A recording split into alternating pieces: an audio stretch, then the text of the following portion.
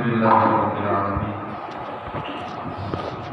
والصلاة والسلام على سيد الأنبياء والمرسلين أما بعد فأعوذ بالله من الشيطان الرجيم بسم الله الرحمن الرحيم نويت سنة الاعتکاف فرمان مصطفیٰ صلی اللہ علیہ وسلم ہے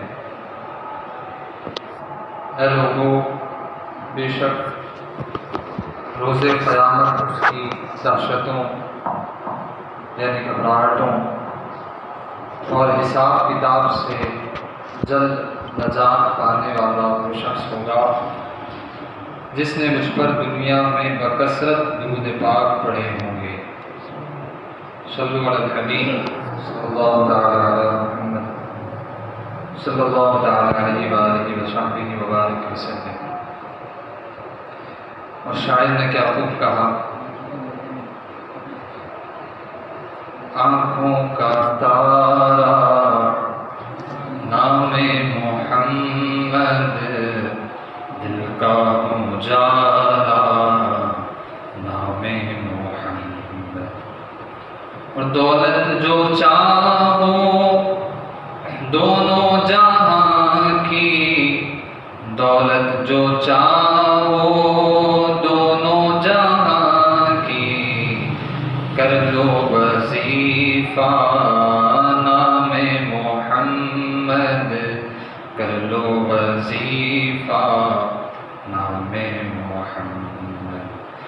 روز قیامت میزان و پل پر، روز قیامت میزان و پل پر، دے گا سہارا نام محمد، دل کا اجالا نام محمد صلی اللہ تعالی علیہ وآلہ وصحبہ وبارک وسلم۔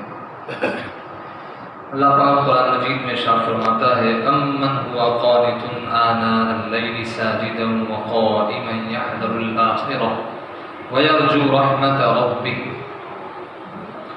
صدق اللہ العظیم وصدق رسولہ النبی الامین الکریم الرؤوف الرحیم۔ الحمدللہ عز و جل، آج 18 ذوالحج ہے، ذوالحجہ شریف کی آج 18 تاریخ ہے، اور 18 ذوالحجہ یہ حضرت سیدنا عثمان غنی رضی اللہ تعالی عنہ کے شہادت کا دن ہے۔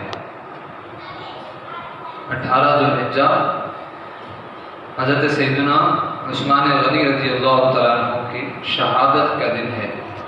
اسی مناسبت سے آج ہم حضرت سیدنا عثمان غنی رضی اللہ تعالی عنہ کہ 3 اوصاف سننے کی سعادت حاصل کریں گے جو کہ قرآن میں رب تعالیٰ نے بیان فرمائے۔ آپ کے وہ اوصاف قرآن میں جو بیان فرمائے گئے، مفسرین فرماتے ہیں کہ یہ آیت امن هو قانت آناء اللیل ساجدا وقائما یحذر الآخرة ویرجو رحمت ربہ، تو یہ آیت کریمہ آپ کی شان میں نازل ہوئی، آپ کے لیے نازل ہوئی۔ تو اس میں 3 اوصاف آپ کے بیان ہوئے ہیں، وہ انشاءاللہ تفصیل سے سنیں گے۔ تو آئیے آپ کا مختصر تعارف پہلے سن لیتے ہیں۔ حضرت سیدنا عثمان غنی رضی اللہ تعالیٰ عنہ صحابی رسول ہیں، سرکار علی وقار صلی اللہ علیہ وسلم کی پھوپھی جان حضرت ام حکیم رضی اللہ تعالیٰ عنہ کے نواسے ہیں، یا یوں کہہ لیجیے کہ ذرا دور کے رشتے سے مالک جنت قاسم نعمت صلی اللہ علیہ وسلم کے بھانجے رہتے ہیں، سابقین اولین میں سے ہیں، یعنی ابتدا ہی میں اسلام قبول کر کے دارہ اسلام میں داخل ہو گئے تھے۔ اسلام قبول کرنے میں آپ کا 4تھا یا 5واں نمبر ہے۔ عشرہ مبشرہ یعنی وہ 10 خوش نصیب صحابہ کرام جنہیں حضور نے جنت کی بشارت دی، عشرہ مبشرہ میں آپ شامل ہیں۔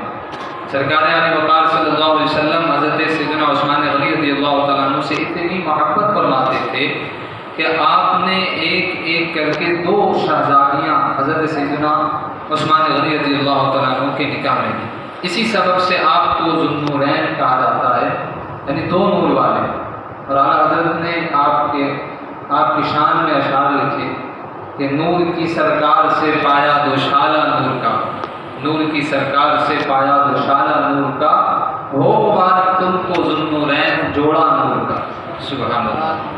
حدیث پاک میں اللہ پاک نے مجھے وحی فرمائی، حضور نے فرمایا اللہ پاک نے مجھے وحی فرمائی کہ میں اپنی 2 بیٹیوں کا نکاح عثمان سے کروں، اور ایک حدیث پاک میں فرمایا کہ اگر میری 100 بیٹیاں ہوتی اور ان میں سے ایک کی وفات ہوتی تو میں دوسری عثمان کے نکاح میں دیتا، اس کا انتقال ہوتا تو میں تیسری عثمان کے نکاح میں دیتا، یہاں تک کہ میں اپنی 100 کی 100 شہزادیاں ایک ایک کر کے عثمان کے نکاح میں دے دیتا۔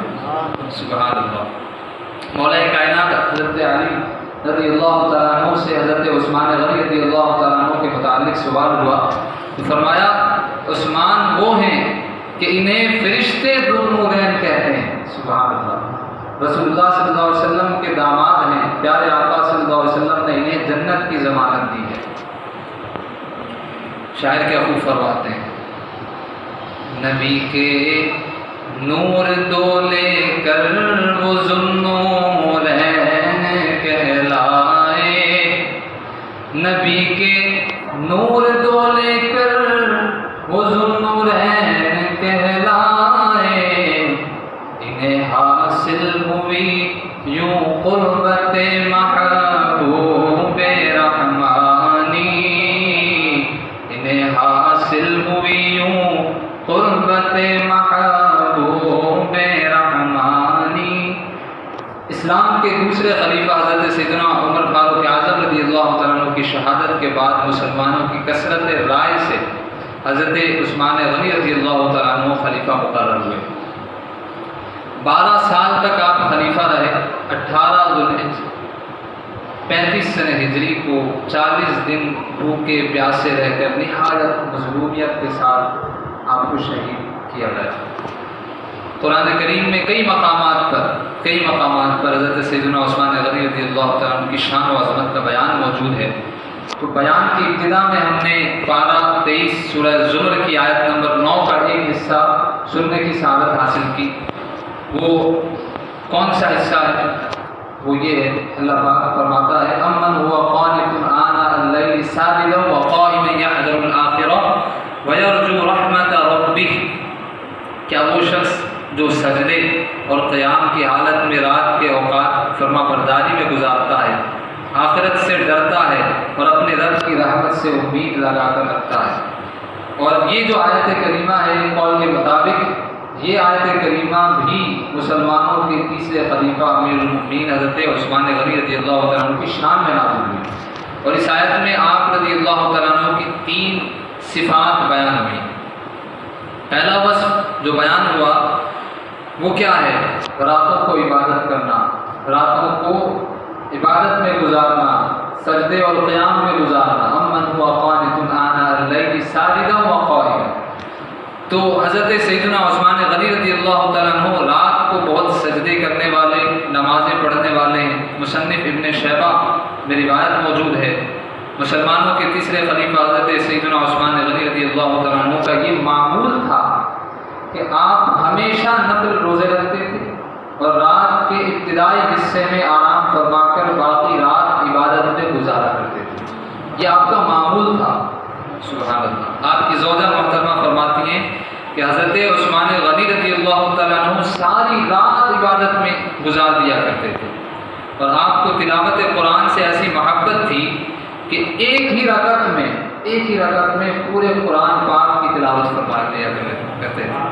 حضرت عبد الرحمن تیمی رحمۃ اللہ تعالیٰ علیہ فرماتے ہیں ایک رات میں کعبہ شریف کے قریب یعنی مسجد حرام کے قریب تھا، میں نے عشاء کی نماز وہیں ادا کی، پھر مقام ابراہیم کے پاس کھڑا ہو گیا، اتنے میں مسلمانوں کے تیسرے خلیفہ یعنی حضرت سیدنا عثمان غنی رضی اللہ تعالیٰ عنہ تشریف لائے۔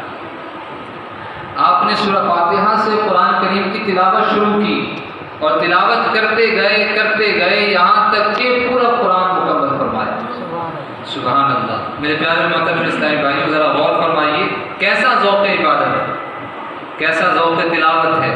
ایک ہی رکعت میں پورا قرآن تلاوت کر لینا کتنی ہمت کی بات ہے، اور اس پر استقامت بھی دیکھیے کہ آپ یہ نیک کام روزانہ کیا کرتے تھے، اور آپ کی یہی وہ شان ہے جو قرآن کریم میں بیان ہوئی، امن ہوا قانت آناء اللیل ساجدا وقائما، یعنی حضرت سیدنا عثمان غنی رضی اللہ تعالیٰ عنہ وہ بلند شان والے ہیں جن کی راتیں سجدے اور قیام میں اللہ پاک کی عبادت کرتے ہوئے، فرما برداری کرتے ہوئے گزرتی ہیں۔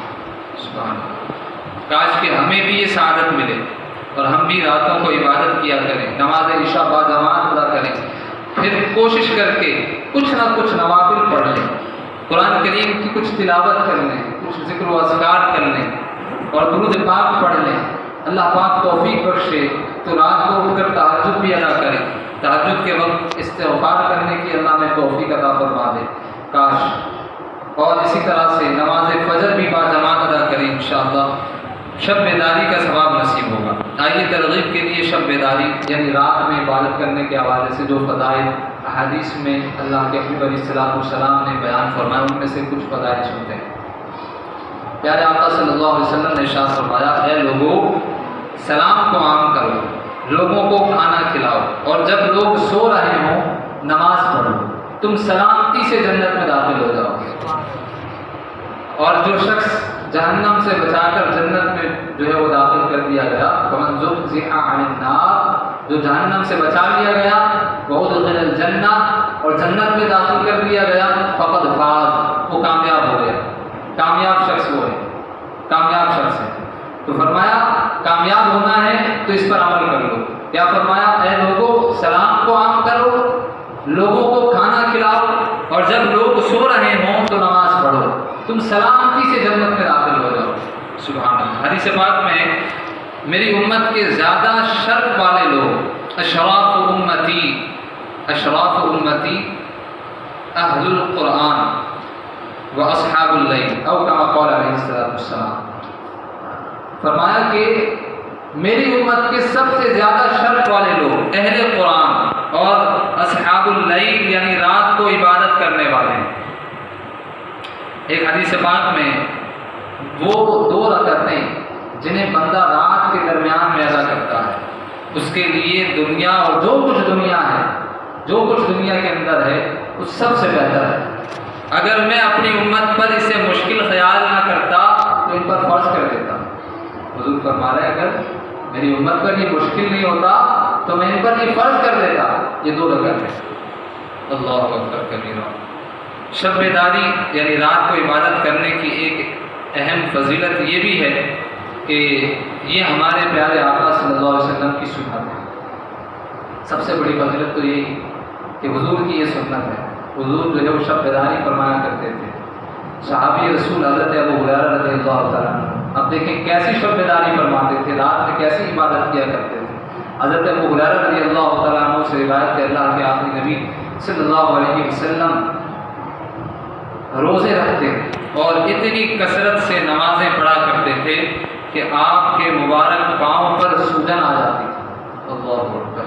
ام المؤمنین حضرت عائشہ صدیقہ رضی اللہ تعالیٰ عنہ فرماتی ہیں کہ سرکار عالی وقار صلی اللہ علیہ وسلم قیام اللیل یعنی رات کی نماز جو نفل نماز ہے ہرگز نہ چھوڑتے۔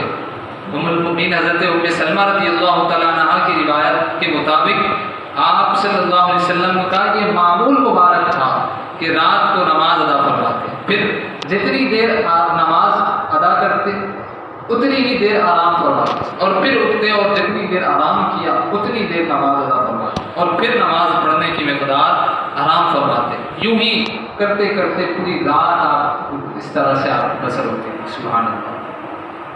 صحابی رسول حضرت حذیفہ رضی اللہ تعالیٰ عنہ فرماتے ہیں ایک رات اللہ پاک کے آخری نبی رسول ہاشمی صلی اللہ علیہ وسلم مسجد میں نماز ادا فرما رہے تھے۔ میں نے موقع غنیمت جانا اور آپ صلی اللہ علیہ وسلم کے پیچھے کھڑے ہو کر ابتدا میں نماز پڑھنا شروع کر دی۔ اب دیکھیں صحابی رسول کا انداز دیکھیں، حضور نماز پڑھ رہے ہیں اور تنہا نماز پڑھ رہے ہیں۔ صحابی رسول نے دیکھا کہ حضور نماز پڑھ رہے ہیں تو آپ ابتدا میں پیچھے آپ نے بھی نماز شروع کر دی، لیکن حضور کی شان ہی نہیں ڈالی۔ تو آپ فرماتے ہیں اللہ کے رسول صلی اللہ علیہ وسلم نے دوران نماز سورہ بقرہ کی تلاوت شروع فرمائی۔ میں دل میں خیال کر رہا تھا کہ حضور صلی اللہ علیہ وسلم 100 آیات پڑھ کر رکوع فرمائیں گے، لیکن آپ صلی اللہ علیہ وسلم نے 100 آیات پر رکوع نہ کیا بلکہ آگے بڑھتے گئے۔ اب میں نے خیال کیا شاید 200 آیتیں پڑھ کر حضور جو ہے رکوع فرمائیں گے، مگر حضور علیہ السلام نے 200 آیتیں پڑھیں اور مزید آگے پڑھنا شروع کیا۔ اب مجھے خیال ہوا کہ حضور پوری سورہ بقرہ، یعنی تقریباً یہ 2.5 پارے پر مشتمل سورہ بقرہ، پہلا پارہ مکمل، دوسرا پارہ مکمل، تیسرا پارہ آدھا سے تھوڑا سا پہلے یہ ختم ہے، تو یہ تقریباً 2.5 پارے پر مشتمل ہے۔ تو کہتے ہیں کہ مجھے خیال ہوا، میں نے سوچا کہ ہو سکتا ہے حضور اب جو ہے وہ پوری سورہ بقرہ پڑھ کر مکمل جو کر کے پھر رکوع فرمائیں گے۔ چنانچہ سورہ بقرہ مکمل ہوئی، مگر آپ نے اب بھی رکوع نہ فرمایا بلکہ سورہ آل عمران شروع فرما دی۔ اللہ اکبر۔ اب میں سوچ رہا تھا کہ حضور سورہ آل عمران مکمل تلاوت کر کے رکوع فرمائیں گے، مگر میرا خیال اس بار بھی درست نہ نکلا۔ جان رحمت صلی اللہ علیہ وسلم سورہ آل عمران مکمل آپ نے فرمائی، تلاوت فرمائی، تقریباً 4.25 پارے تلاوت آپ نے فرما دی۔ سورہ آل عمران تقریباً 4.25 پارے پر مشتمل ہے، لیکن آپ نے رکوع نہ کیا بلکہ سورہ نساء بھی شروع فرما دی۔ حضرت حذیفہ رضی اللہ تعالیٰ عنہ فرماتے ہیں میں نے سوچا شاید حضور سورہ نساء مکمل کر کے تلاوت اب جو ہے وہ رکوع فرمائیں گے، تو کہتے ہیں کہ اب کی بار بھی میرا خیال درست نہ تھا۔ جان کائنات فخر موجودات صلی اللہ علیہ وسلم نے سورہ نساء مکمل کی، تقریباً 5.25 پارے پورے ہو گئے، اب بھی آپ صلی اللہ علیہ وسلم نے سورہ مکمل کرنے کے بعد بھی سورہ مائدہ آپ نے شروع فرمائی، اور سورہ مائدہ مکمل تلاوت کرنے کے بعد تقریباً 6.25 پارے پڑھ کر رکوع فرمایا۔ میں نے سنا آپ رکوع میں سبحان ربی العظیم پڑھ رہے تھے۔ پھر دوسری رکعت میں آپ صلی اللہ علیہ وسلم نے سورہ انعام کی تلاوت شروع فرما دی۔ سبحان اللہ۔ میرے پیارے اور محترم اسلامی بھائیوں، دیکھا آپ نے کہ بخشائے آقا، امت کو بخشوانے والے آقا، دو جہاں کے داتا، نور خدا صلی اللہ علیہ وسلم کتنی کثرت سے اور کیسی پابندی کے ساتھ عبادت کیا کرتے۔ پھر یہاں یہ بھی غور کیجیے کہ پیارے آقا صلی اللہ علیہ وسلم کی مصروفیات کتنی تھی، غور کیجیے۔ ہم پر عموماً ایک گھر کی ذمہ داری ہوتی ہے، ایک گھر کے چند افراد کی دیکھ بھال کرنی ہوتی ہے، مگر ہمارے آقا کو جہاں کے داتا صلی اللہ علیہ وسلم پوری کائنات کے نبی ہیں اور نبوت کے فرائض بھی انجام دیا کرتے تھے، صحابہ رسول کو علم دین بھی سکھایا کرتے تھے اور نیکی کی دعوت بھی دیا کرتے تھے، غمخواری بھی فرمایا کرتے تھے، مریضوں کی عیادت بھی کیا کرتے تھے۔ آپ صلی اللہ علیہ وسلم کی خدمت میں لوگ فریاد بھی لاتے تھے، ان کی فریاد بھی آپ سنا کرتے تھے، اور یہاں تک کہ حضور کی بارگاہ میں تو چوپائے بھی فریاد لایا کرتے تھے، بے زبان جانور وہ بھی فریاد کیا کرتے تھے اور آپ ان پر بھی شفقت فرمایا کرتے تھے۔ تو اب یوں سوچتے چلے جائیے کتنی مصروفیات ہیں، ان سب مصروفیات کے باوجود پیارے آقا صلی اللہ علیہ وسلم پابندی کے ساتھ اور کثرت سے اللہ پاک کی عبادت فرمایا کرتے تھے۔ ایک ہم ہیں کہ ہر کام کے لیے وقت نکال لیتے ہیں، پیسہ کمانا ہو تو وقت ہی وقت ہے، سیر و تفریح کے لیے جانا ہو، کہیں پکنک میں جانا ہو بہت وقت ہے، موبائل اور سوشل میڈیا کے لیے ہم ہر وقت دستیاب ہیں۔ کوئی مداری آ جائے تو بعض ان کے پاس جو ہے وہ جمع ہونے کے لیے ان کے پاس وقت ہی وقت ہے، اور اسی طرح سے کھیلنے کے لیے بھی وقت ہے۔ سڑکوں پر بڑی LCDs لگا کر رات گئے تک میچ وغیرہ دیکھنے اور ادھم بچانے کے لیے بھی ان کے پاس وقت مل جاتا ہے۔ ہاں، ہمیں وقت نہیں ملتا تو صرف عبادت کے لیے نہیں ملتا، ہمیں وقت اگر نہیں ملتا تو نماز پڑھنے کے لیے نہیں ملتا۔ نماز کا وقت ہو جاتا ہے، عشاء کو 4 نفل نماز ہے، اس کو ادا کرنے کے لیے ہمیں وقت نہیں ملتا، اور وقت نہیں ہے تو پھر اوابین کے نوافل پڑھنے کے لیے نہیں ہے، وقت نہیں ہے تو نیک اجتماعات میں شرکت کا وقت نہیں ہے، مدنی قافلوں میں سفر کرنے کا وقت نہیں ہے، نیکی کی دعوت دینے کا وقت نہیں ہے، علم سیکھنے اور سکھانے کا وقت نہیں ہے۔ اگر وقت نہیں ہے تو قبر اور آخرت کی تیاری کرنے کا وقت نہیں ہے۔ اے کاش کہ ہمیں فکر آخرت نصیب ہو جائے، کاش کہ ہم اپنے آقا صلی اللہ علیہ وسلم کو عملی طور پر اپنا آئیڈیل بنا لیں، اور آپ صلی اللہ علیہ وسلم کی سیرت پاک کو زندگی میں نافذ کرنے میں کامیاب ہو جائیں، کاش کہ عبادت کی توفیق مل جائے۔ میرے پیارے اور محترم اسلامی بھائیوں، یہ حضور علیہ السلام کے معمولات آپ کو میں نے پڑھ کر سنائے جو احادیث میں جو روایات میں موجود ہیں، تو ہمیں پھر جو ہے وہ اللہ کی کیسی عبادت کرنی چاہیے۔ حضور نے ہمیں طریقہ بتا دیا ہے کہ اس طرح سے زندگی گزارنی ہے۔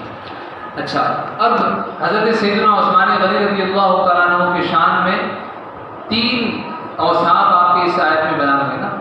امن هو قانت آناء الليل ساجدا وقائما يحذر الآخرة، دوسرا جو وصف ہے، پہلا تو یہ کہ رات کو عبادت میں آپ گزارا کرتے تھے، دوسرا وصف کیا ہے؟ آخرت سے یہ ڈرنے والے ہیں۔ یحذر الآخرة، آخرت سے ڈرتا ہے، یعنی حضرت عثمان غنی آخرت سے بہت ڈرنے والے ہیں۔ مسلمانوں کے تیسرے خلیفہ حضرت سیدنا عثمان غنی رضی اللہ تعالیٰ عنہ ایسے خوف خدا والے تھے کہ جب کسی قبر کے پاس کھڑے ہوتے تو اتنا روتے کہ آنسوؤں سے آپ کی داڑھی مبارک تر ہو جایا کرتی۔ ایک مرتبہ خوف خدا کے غلبے کے سبب فرمایا، اگر مجھے جنت اور دوزخ کے درمیان کھڑا کیا جائے اور مجھے یہ معلوم نہ ہو کہ مجھے جنت میں جانے کا حکم ہوگا یا جہنم کی طرف بھیج دیا جائے گا، اس وقت میں یہ پسند کروں گا کہ میں رات کر دیا جاؤں۔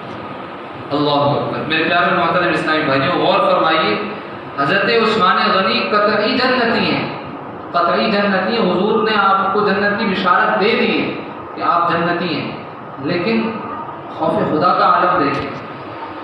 قاسم نعمت صلی اللہ علیہ وسلم نے خود اپنی مبارک زبان سے ایک مرتبہ نہیں کئی بار جنت کی خوشخبری آپ کو سنا دی، بلکہ آپ تو وہ بلند رتبہ صحابی ہیں کہ آپ نے ایک بار نہیں کئی بار حضور علیہ السلام سے جنت خریدی ہے۔ غرض آپ کے جنتی ہونے میں کوئی شک ہی نہیں، مگر پھر بھی آپ اللہ پاک کی خفیہ تدبیر سے کتنا ڈرتے تھے۔ آپ نے خوف خدا کے غلبے کے سبب ہی یہ فرمایا کہ کہیں ایسا نہ ہو کہ مجھے جنت کے بجائے جہنم میں جانے کا حکم دے دیا جائے، اس لیے میں یہ پسند کروں گا کہ جنت اور دوزخ کے درمیان ہی میں ٹھہر ہو جاؤں۔ اللہ اکبر کبیر۔ پیارے محترم اسلامی بھائیوں، حضرت سیدنا عثمان غنی رضی اللہ تعالیٰ عنہ کی شان کیا شان ہے۔ آپ اللہ پاک کے بہت اللہ پاک کا خوف رکھنے والے، اسی لیے کبھی کسی کو ناحق تکلیف نہیں پہنچاتے تھے۔ ایک مرتبہ آپ نے اپنے غلام سے فرمایا، دیکھیں خوف خدا کا حالت کیا ہے۔ آپ نے اپنے ایک غلام سے فرمایا، میں نے ایک مرتبہ تمہارا کان مروڑا تھا، اس لیے تو مجھ سے اس کا بدلہ لے لے۔ اللہ اکبر۔ کیا کبھی کسی نے دیکھا کہ آقا اپنے غلام یا سیٹ اپنے ملازم سے معافی مانگتا ہو، کھلے دل کے ساتھ اسے بدلہ لے لینے کی آفر کرتا ہو؟ ہاں، جو خوف خدا والے ہیں، جو خوف خدا رکھنے والے ہوتے ہیں، جنہیں ڈر ہوتا ہے کہ کہیں میری بظاہر معمولی نظر آنے والی خطا بھی بروز قیامت پکڑ کا سبب نہ بن جائے، وہ اپنے ملازم تو کیا دنیاوی لحاظ سے اپنے سے بہت درجے کم رتبے سے بھی معافی مانگنے میں بالکل نہیں شرماتے۔ کیوں؟ اس لیے کہ وہ اللہ پاک سے ڈرتے ہیں۔ حضرت سیدنا ابو ہریرہ رضی اللہ تعالیٰ عنہ فرماتے ہیں کہ ایک بار حضرت عثمان غنی رضی اللہ تعالیٰ عنہ بیمار ہو گئے۔ تو دیکھیں خوف خدا کا غلبہ اس قدر آپ پر اوقات ہوا کرتا تھا۔ آپ بیمار ہو گئے تو حضور علیہ السلام آپ کی عادت کے لیے تشریف لے گئے، تو دیکھا کہ آپ جو ہے وہ اپنا چہرہ زمین کی طرف کیے ہوئے، عاجزی کے طور پر اپنا چہرہ زمین کی طرف آپ نے کیا ہوا ہے۔ تو حضور نے ارشاد فرمایا، عثمان کیا ہوا، اپنا سر کیوں نہیں اٹھاتے؟ عرض کیا، یا رسول اللہ مجھے اللہ پاک سے حیا آتی ہے، مجھے اللہ پاک سے حیا آتی ہے۔ سرکار عالی وقار صلی اللہ علیہ وسلم نے فرمایا، کیوں حیا آتی ہے؟ عرض کیا، یا رسول اللہ میں ڈرتا ہوں کہ کہیں میرا پاک پروردگار مجھ سے ناراض نہ ہو گیا۔ اللہ اکبر۔ اے عاشقان رسول، حضرت سیدنا عثمان غنی رضی اللہ تعالیٰ عنہ نے کوئی گناہ کا کام نہیں کیا تھا، اللہ پاک کی ناراضی والا کوئی کام نہیں ہوا تھا، مگر جو سچا عاشق ہوتا ہے اسے بس ہر وقت یہ جو ہے وہ اس کی یہ خواہش ہوتی ہے، اس کی یہ فکر، اسے یہ فکر لگی رہتی ہے کہ کہیں میرا محبوب مجھ سے ناراض نہ ہو جائے۔ حضرت سیدنا عثمان غنی رضی اللہ تعالیٰ عنہ کو بھی اسی طرح کی جو ہے وہ فکر تھی۔ آپ زمین کی طرف چہرہ کر کے لیٹے ہوئے تھے، سر اوپر نہیں اٹھا رہے تھے، گویا کہ اپنے طور پر اظہار ندامت کر رہے تھے۔ جب سلطان دو جہاں صلی اللہ علیہ وسلم نے اپنے پیارے صحابی حضرت سیدنا عثمان غنی رضی اللہ تعالیٰ عنہ کی بات سنی تو ارشاد فرمایا، عثمان یہ جبرائیل ہیں، مجھے خبر دے رہے ہیں کہ تم آسمان والوں کا نور ہو، اہل زمین اور اہل جنت کا چراغ ہو۔ سبحان اللہ، جو دل کو ضیاء دے، جو مقدر کو جلا دے، وہ جلوہ دیدار ہے عثمان غنی کا۔ جس آئینہ میں نور الہی نظر آئے وہ آئینہ رخسار ہے عثمان غنی کا۔ میرے پیارے محترم اسلامی بھائیوں، حضرت سیدنا عثمان غنی رضی اللہ تعالیٰ عنہ کا صدقہ کاش ہمیں بھی خوف خدا نصیب ہو جائے، کاش کہ ہمیں بھی یہ احساس ہر وقت تڑپاتا رہے کہ کہیں میرا رب مجھ سے ناراض نہ ہو جائے، کہیں قبر میں پکڑنا جو ہے وہ پکڑا نہ جائے، قیامت کے دن حساب نہ لے لیا جائے۔ ہائے ہائے، اگر قیامت کے دن میرا گناہ نامہ اعمال جو گناہوں سے بھرا ہوا ہے کھول دیا گیا اور میرے گناہوں کے سبب میرا رب مجھ سے ناراض ہو گیا، اگر مجھے رحمت سے محروم کر کے جہنم میں ڈالنے کا حکم دے دیا گیا تو میرا کیا بنے؟ یہ ایک سوچ ہمیں ہر وقت ہونی چاہیے اور اس طرح کا ذہن ہمیں بناتے رہنا چاہیے، خوف خدا اپنے دل میں پیدا کرنے کی کوشش کرنی چاہیے۔ اللہ پاک ہمیں خوف خدا کی دولت نصیب فرمائے۔ اگر خوف خدا کی نعمت سے مالا مال ہونا چاہتے ہیں تو اس کا طریقہ کیا ہے؟ کیسے ہمیں خوف خدا نصیب ہو؟ اس کے لیے قرآن کریم کی تلاوت کو اپنا معمول بنا لیجیے۔ قرآن کریم کی تلاوت کثرت کے ساتھ، بالخصوص وہ آیات جن میں اللہ پاک کے عذاب کا، جہنم کا، قیامت کا ذکر ہے، ان آیات کا ترجمہ اور تفسیر پڑھ کر ذہن میں بٹھا کر خوب توجہ سے بار بار ان آیات کی تلاوت کیجیے۔ احادیث میں خوف خدا کا بیان ہے، ایسی احادیث پڑھیے کثرت کے ساتھ، جدول بنا کر روزانہ کم از کم ہفتے میں ایک بار قبرستان حاضری دیجیے کہ اس سے بھی آخرت کی طرف ہمارا ذہن بنتا ہے۔ اور وہاں سے حاضری نہ صرف اس لیے نہیں کہ بس گئے اور آ گئے، بلکہ یہ ذہن میں آپ اپنے لے کر جائیے کہ ایک وقت ایسا آنا ہے کہ مجھے بھی اس قبر کی طرف میرا سفر ہوگا اور میری بے بسی کا اس وقت کیا عالم ہوگا کہ جب لوگ مجھے کندھے پر اٹھا کر جو ہے وہ لے کر آ رہے ہوں گے اور میں اس وقت کچھ بھی نہیں کر پاؤں گا اور مجھے اندھیری قبر میں اتار دیا جائے گا۔ لوگ اوپر سے پھر جو ہے وہ سلپ ڈال کر اوپر سے مٹی ڈال دیں گے اور پھر اندھیری قبر میں میرا کیا بنے گا؟ اس طرح کی سوچ اگر ہم اپنائیں گے اپنے ذہنوں میں تو انشاءاللہ خوف خدا کی دولت نصیب ہو جائے گی۔ میرے پیارے محترم اسلامی بھائی، تو یہ حضور سیدنا عثمان غنی رضی اللہ تعالیٰ عنہ کی شان اور آپ کی جو دوسری صفات اس آیت میں بیان ہوئی وہ کیا ہے؟ امن هو قانت آناء اللیل ساجدا وقائما یحذر الآخرہ، یہ آخرت سے ڈرنے والے۔ اور ایک اور جو صفت ہے وہ کیا ہے؟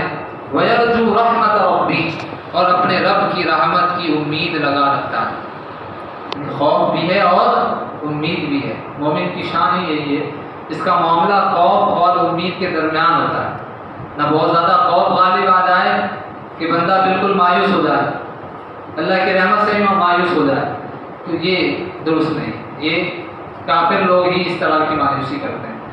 مسلمانوں کے لیے یہ زیب نہیں دیتا کہ اللہ کی رحمت سے مایوس ہو جائیں اس طرح سے، اور نہ اتنا اللہ کی رحمت کی امید لگا لے کہ وہ گناہوں پر دلیر ہوتا چلا جائے، گناہ کرتا چلا جائے اور یہ کہ نہیں میرا اللہ مجھے بخش دے گا، توبہ نہیں کر رہا، نیک اعمال نہیں کر رہا اور وہ اس امید پر ہے کہ نہیں میرا اللہ مجھے بخش دے گا، تو یہ دھوکہ ہے۔ تو وَيَرْجُو رَحْمَتَ رَبِّ، حضرت سیدنا عثمان غنی رضی اللہ تعالیٰ عنہ کی شان میں رب تعالیٰ نے کیا بیان فرمایا کہ آپ اللہ پاک کی رحمت سے بہت امید رکھنے والے ہیں، اور یہ بھی بہت اہم وصف ہے، اللہ پاک کی رحمت بہت بڑی ہے، اس سے کبھی بھی نا امید نہیں ہونا چاہیے۔ اللہ پاک خود فرماتا ہے نا لا تقنطوا من رحمت اللہ، کہ اللہ کی رحمت سے مایوس نہ ہونا، اور یہاں یہ بات بھی یاد رکھنے کی ہے کہ اللہ پاک کا خوف اور اس کی رحمت سے امید دونوں ہی ضروری ہے۔ اگر صرف خوف خدا کا غلبہ ہو اور رحمت بندہ جو ہے وہ رحمت سے بالکل نا امید ہو جائے، یہ بھی درست نہیں، اور اللہ پاک کی رحمت سے امید ہو مگر بندہ اللہ پاک کی پکڑ سے بالکل جو ہے وہ بے خوف ہو جائے، تو یہ بھی درست نہیں۔ حجت الاسلام امام محمد غزالی رحمۃ اللہ تعالیٰ علیہ نے اپنی کتاب منہاج العابدین میں خوف اور امید کو عقبۃ البواعث کا نام دیا ہے، یعنی خوف اور امید دو ایسی چیزیں ہیں جو انسان کو عبادت پر ابھارتی ہیں۔ اس لیے ایک نیک اور عبادت گزار اچھا مسلمان بننے کے لیے ضروری ہے کہ ہم اللہ پاک کی رحمت سے امید بھی رکھیں اور اس کی خفیہ تدبیر سے، اس کے غضب سے خوف بھی جو ہے رکھیں۔ یہ دونوں چیزیں ضروری ہیں۔ بدقسمتی سے آج کل جس طرح خوف خدا کی کمی پائی جاتی ہے، ایسے ہی مایوسی بھی پھیلتی جا رہی ہے۔ ایک دن دکان پر آمدن کم ہوئی تو دل پریشان ہو جاتا ہے، بیمار ہو گئے تو مایوسی، کوئی پریشانی آئے تو مایوسی، مصیبت آ جائے تو مایوسی، ہمارے نوجوان امتحان میں فیل ہو جائیں تو مایوس ہو جاتے ہیں۔ بعض نادان تو مایوسی کے گڑھے میں ایسے گرتے ہیں، تنگ دستی، غربت، پریشانی اور امتحان وغیرہ میں ناکامی سے مایوس ہو کر معاذ اللہ خودکشی تک کر لیتے ہیں۔ اللہ مان الحفیظ، اللہ کی پناہ، اللہ ہمیں اس سے محفوظ رکھے۔ اللہ پاک کی رحمت سے ہرگز مایوس نہیں ہونا چاہیے۔ مسلمانوں کے چوتھے خلیفہ حضرت علی المرتضیٰ شیر خدا کرم اللہ تعالیٰ وجہ الکریم سے پوچھا گیا کہ سب سے بڑا گناہ کیا ہے؟ سب سے بڑا گناہ کیا ہے؟ تو آپ نے کیا فرمایا؟ فرمایا اللہ پاک کی خفیہ تدبیر سے بے خوفی اور اس کی رحمت سے مایوس ہو جانا۔ یعنی دونوں چیزیں، یعنی اللہ پاک کے غضب کا خوف بھی ہو اور اس کی رحمت سے امید بھی ہو، دونوں چیزیں ہوں۔ میرے پیارے اور محترم اسلامی بھائی، ہمارے معاشرے میں ایک بڑا عیب، بڑا عجیب جو ہے وہ معاملہ دیکھنے کو ملتا ہے کہ ایک طرف تو مایوسی عام ہے، رزق میں تنگی ہو گئی، کوئی پریشانی آ گئی، دکھ تکلیفیں آ گئیں تو لوگ مایوس ہو جاتے ہیں، اور دوسری طرف امید کے غلبے کی یہ حالت ہے کہ جب کسی بے نمازی کو نماز کی دعوت دی جائے، کسی کو گناہ چھوڑنے، نیک کام کرنے کی دعوت دی جائے تو سامنے سے جواب ملتا ہے مولانا صاحب اللہ پاک بڑا مہربان ہے، وہ ہمیں بخش دے گا۔ یہ بے باکی والے جملے ہیں، ایسی باتوں سے ہمیں بچنا چاہیے۔ یاد رکھیے اللہ پاک کی رحمت سے امید لگانے کا ہرگز یہ مطلب نہیں کہ ہم اس کی نافرمانیاں شروع کر دیں، فرائض اور واجبات کی بھی بالکل پرواہ نہ کریں، اور یہ کہیں کہ اللہ پاک رحمان اور رحیم ہے، گناہ کر بھی لیں تو کوئی بات نہیں، اللہ پاک بخش ہی دے گا۔ اللہ پاک کی رحمت سے امید لگانے کا بھی اصل تقاضا یہی ہے کہ ہم کثرت سے عبادت کریں، فرائض بھی پورے کریں، واجبات بھی پورے کریں، نفل عبادات بھی خوب کیا کریں، پھر اللہ پاک کی رحمت سے امید بھی لگائیں کہ وہ رحمان، وہ رحیم ہے، ہماری ناقص عبادت کو اپنی پاک بارگاہ میں قبول فرما کر اپنی رحمت سے جنت عطا فرمائے گا۔ یہ ہے خوف اور امید کا مطلب۔ حضرت یحییٰ بن معاذ رازی رحمۃ اللہ تعالیٰ علیہ، حضرت یحییٰ بن معاذ رازی رحمۃ اللہ تعالیٰ علیہ اللہ پاک کے بہت بڑے نیک بندے تھے، آپ پر عموماً امید رحمت کا غلبہ رہتا تھا، لیکن اس کے باوجود بھی آپ کثرت کے ساتھ عبادت کیا کرتے تھے۔ ایک دن کسی نے پوچھا علی جان آپ پر امید غالب ہے مگر آپ عبادت ایسے کرتے ہیں جیسے کہ آپ پر خوف جو ہے وہ غالب ہو، تو فرمایا بیٹا سنو، عبادت کو چھوڑنا گمراہی ہے، جبکہ خوف اور امید ایمان کے دو ستون ہیں۔ جس پر خوف خدا کا غلبہ ہو وہ اپنے خوف کو دور کرنے اور اللہ پاک کے عذاب سے بچنے کے لیے عبادت کرتا ہے، اور جس پر امید رحمت کا غلبہ ہو وہ اللہ پاک کی رحمت کا حقدار بننے کے لیے عبادت کرتا ہے۔ جب تک عبادت نہ ہو نہ خوف کوئی فائدہ دیتا ہے نہ امید۔ ہاں بندہ عبادت کرتا ہو تو امید اور خوف دونوں ہی عبادت بن جاتے ہیں۔ تو یہ ہے خوف اور امید کا اصل مقصد۔ تو بیان کا خلاصہ کیا نکلا آج کے بیان میں؟ اپنے حضرت سیدنا عثمان غنی رضی اللہ تعالیٰ عنہ کا جو ہے ان کی شان اور قرآن میں آپ کی جو صفات بیان ہوئی ان میں سے 3 صفات ایک آیت کے تحت ہم نے، ایک جز ہے سورۃ زمر کی آیت کا جز، امن هو قانت آناء اللیل ساجدا وقائما یحذر الآخرہ ویرجو رحمت ربہ۔ اس میں 3 صفات آپ کے بیان ہوئے۔ آپ رات کی عبادت میں مصروف رہا کرتے تھے، اللہ پاک سے ڈرنے والے ہیں اور اللہ پاک کی رحمت سے امید رکھنے والے ہیں۔